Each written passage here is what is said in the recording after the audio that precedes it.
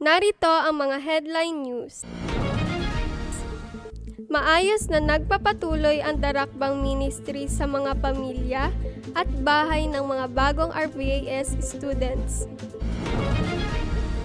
Ang mensaheng ipinahayag mula sa ating pulpit message nung nakaraang linggo ay the absolute partisan of the 2030 to 2080 age mula sa 1 Samuel chapter 7 verse 1 hanggang 15.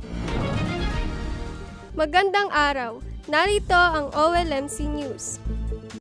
Maayos na nagpapatuloy ang Darakbang Ministry sa mga pamilya at bahay ng mga bagong RVAS students. Ang Darakbang Ministry sa bahay at pamilya ni Remnant Theo ay nagbibigay ng papuri at pagsamba sa Panginoon tuwing Miyerkules, 3:30 ng hapon, at ipinahayag ni Deaconess Mercy ang mensahe ng Gospel Letter number 9 na ang panalangin ay espiritual na agham mula sa Luke chapter 11 verse 13. Gayun din, ipinahayag ang mensahe na nakasentro sa ating pulpit nung nakaraang linggo. Tuwing Biyernes, alas 4 ng hapon, ang Darakbang Ministry sa bahay at pamilya ni Remnant Abriel. At ipinahayag ni Assistant Pastora Mary Joan ang mensahe ng ating pulpit message at ang mensahe ng Gospel Letter number 5, Bakit Wala Akong Katiyakan, mula sa 1 John chapter 5, verse 11 hanggang 13.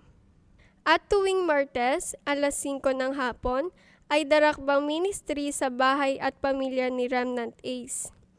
At ipinahayag rin ni Deaconess Ina ang mensahe na nakasentro rin sa ating pulpit. Nawa, patuloy nating ipanalangin ang pagpapatuloy ng sistema ng Darakbang Ministry.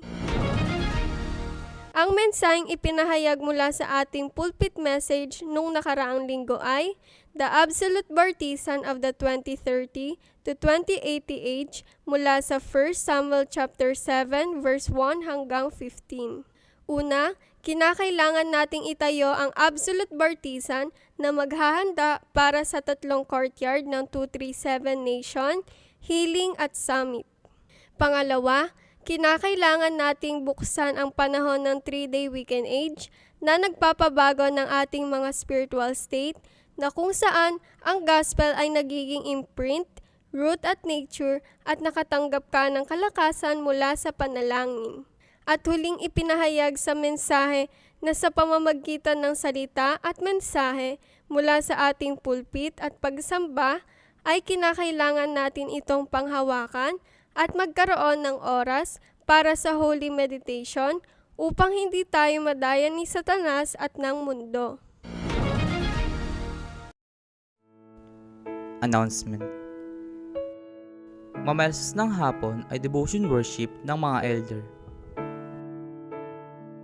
Sa October 13, Lunes hanggang October 16, Huwebes ay PRTS Evangelism School at Regional Church Ministry sa Mindanao.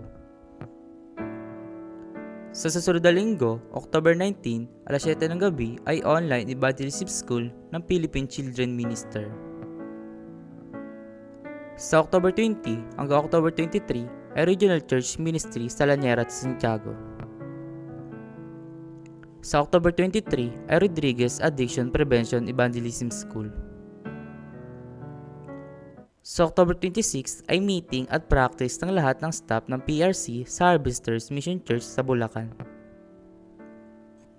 Sa October 27 ay branch missionary meeting ng GAPC sa Southeast Asia Mission Center Church sa Pampanga.